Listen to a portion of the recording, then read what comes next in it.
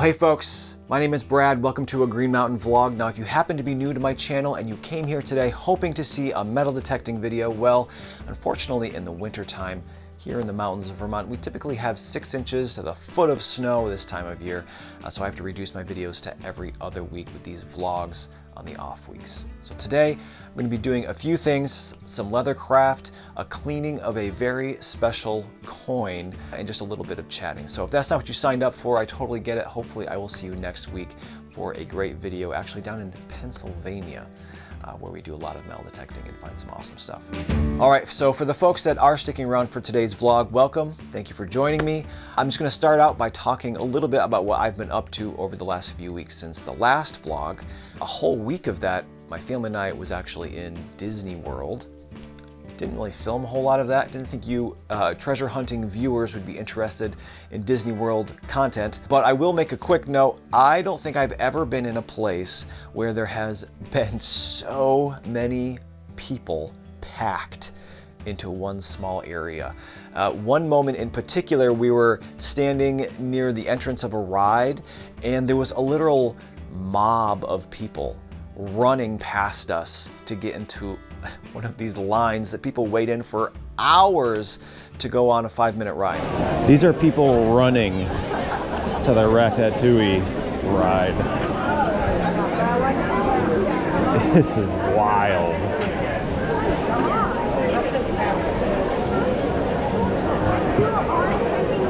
Look at them, they're running! They're running! I'm so glad we're not in that. That's what there's a 40 wait now. 40 minutes now? Good thing we got mine. We did.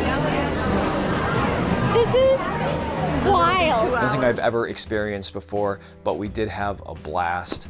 Especially my son had the time of his life.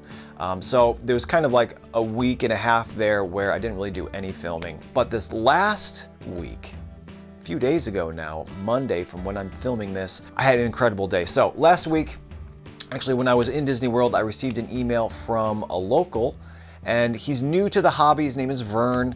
And he said, hey, I think I have a pretty good permission if you can show me some tips and tricks with metal detecting. And that's exactly what we did. On Monday, a few days ago, I joined him at this incredible historic place. I was helping him dig his holes. He didn't have a pinpoint area. I was helping him pinpoint his holes. And we found a ton of awesome stuff. Coppers, old artifacts, and the day ended with him getting an amazing target. I double checked it on my metal detector. I ended up digging the hole for him, pinpointing it, and it was the holy grail of giant silver coins for metal detecting. It was an 8 real.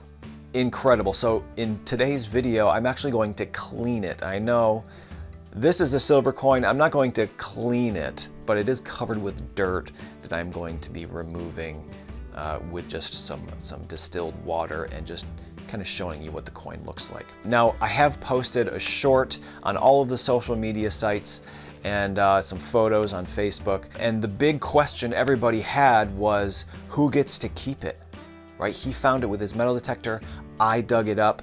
And the answer to that is the landowner. The agreement was everything we found was going to go to the landowner, and we are more than happy to do that. And as I'm filming this on Thursday, tomorrow, we're going again. So if you're watching this the day it's published, we are there again, hopefully finding another bag full of 8 real coins. So I'm gonna move over to the workbench and we are going to check out this coin and do some very light cleaning on it. So here is the 8 real, and I've actually had it soaking in distilled water for about an hour just to get this mud and dirt to loosen up, and I'm just going at it with a Q-tip. Very slowly. Once the Q-tip starts to accumulate some dirt, I'll switch out to a clean one. And you can see there's just a few spots, especially on the cheek of King Charles there. And that's an old scrape, probably a couple 100 years old that was hanging onto that dirt. Flipping it on over to the back, there's just a few more trouble spots where some mud has worked its way into the design. I'm just trying to get rid of the bulk of that. And it cleaned up great. doing my best not to remove any patina on this, just the mud.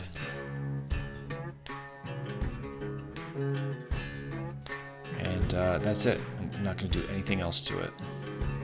You can see the back is beautiful, but the front does have a couple scratches, particularly on the face, which are old scratches.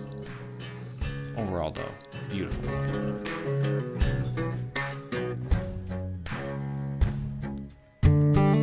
All right, beautiful. I put it in a cardboard slip, and that's going to be going out to the landowner along with the other coppers and other things that I found, which I'm going to not spoil for you for when the video comes out in probably a couple weeks. Now, as some of you may know, I am a musician. I write all of the music for my own videos, a guitarist in particular, and I have a friend from my guitar days who several years ago now had this old Gibson Tweed amplifier with a leather handle, and the handle broke. So I made him a new leather handle to match the one that broke. And he just reached out to me and said he had a friend who I don't know who has an old Fender Tweed amplifier, same handle, broke exactly the same way. So we're going to make him a new leather handle for, I believe it's a Fender Princeton. So we are going to move the cameras around, get up to the leather workbench, and make it. So since I've actually already made one of these, I have a template, thankfully, because I don't actually have the broken one in hand this time. I'm going to make two, just in case something happens to the first one. I don't want to have to go through all these early steps again. And instead of using a pen, I'm going to use a little awl so that I don't get ink bleeding into the leather, because I want to have somewhat of a translucent dye on this.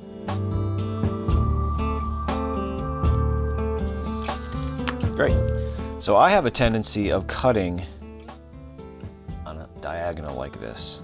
So I always try to cut down the left side so that I don't undercut the leather. So I'm going to break these into 4 different pieces. So I'm going to start on this one, cutting on the left side of the line here. I gotta get it in a good orientation so that I have light and I can see the line.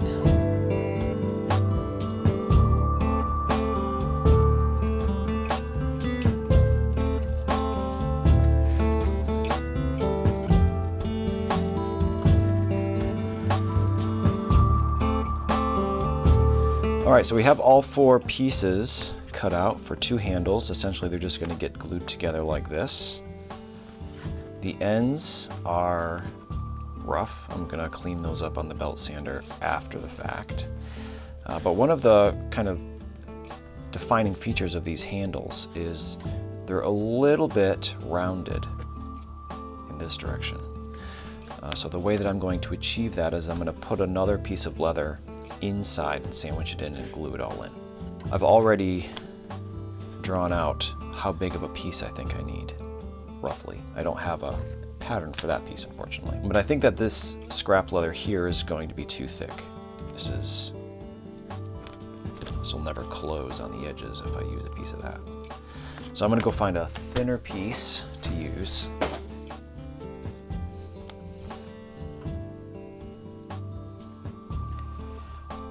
I think that'll be enough. All right. Let's glue these together. Okay, so the glue that I use is called barge cement. It's contact cement, and it is super toxic. So I have a fan right here blowing on my face and all my doors and windows open. And it's contact cement, so we put it on the pieces, let it dry, and then stick them together. And then they're basically together forever.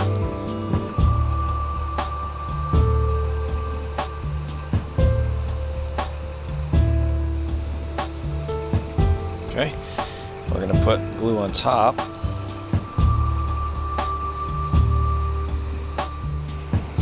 All right, now we're going to stick them together, and this is a no going back moment, because once you stick it down, it's not going to release again. So start from the end here and make sure it's reasonably lined up.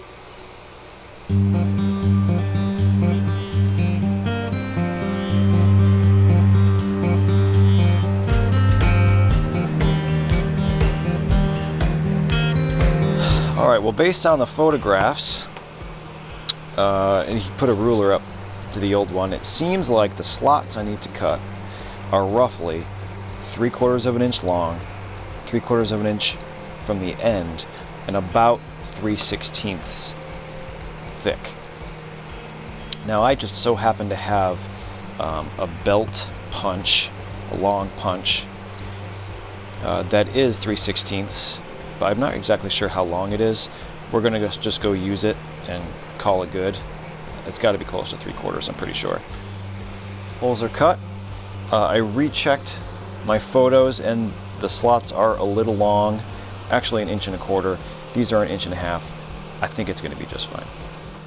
All right, so now once again looking at the photos, it looks to be a brown color. Luckily I have some chocolate dye.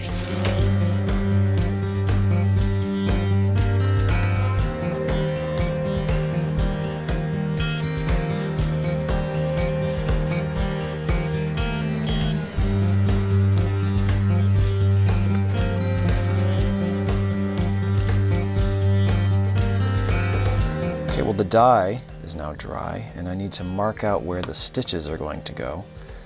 To be quite honest, the glue is more than enough to hold these things together, but the originals had stitches, so we're going to stitch them too. And this is just basically another awl with a guide on the side of it. And I'm going to put it uncomfortably close to the edge here. That's where it needs to be to work with that hole. And this just gives us a stitch line that's consistently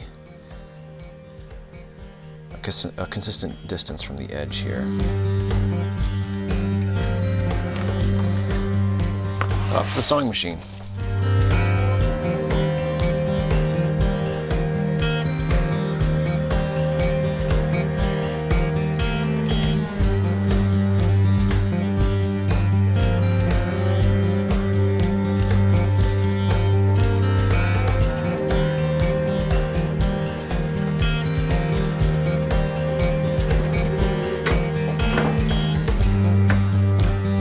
Well, I just wet these down to get rid of the sewing machine foot marks, and it'll also kind of give me the opportunity to mold them in the shape that they will eventually be in, which is just that.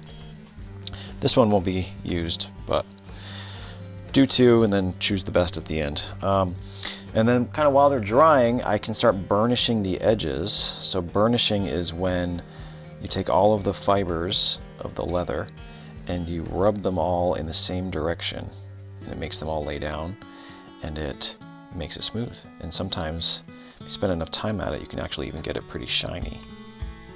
So you can see already, you are getting a little shine there on the edge. All right, I changed my mind. I'm not going to burnish that one because it's not going to go anywhere other than the garbage can. So this one is complete. It's not perfect. It's not quite the right color, I don't think. I don't love how my stitching kind of came off the edge just a little bit right there. And this bit is a little messy, but it's going to be covered up by the bracket, so this is all you're going to see. But other than that, not bad. Hopefully he likes it.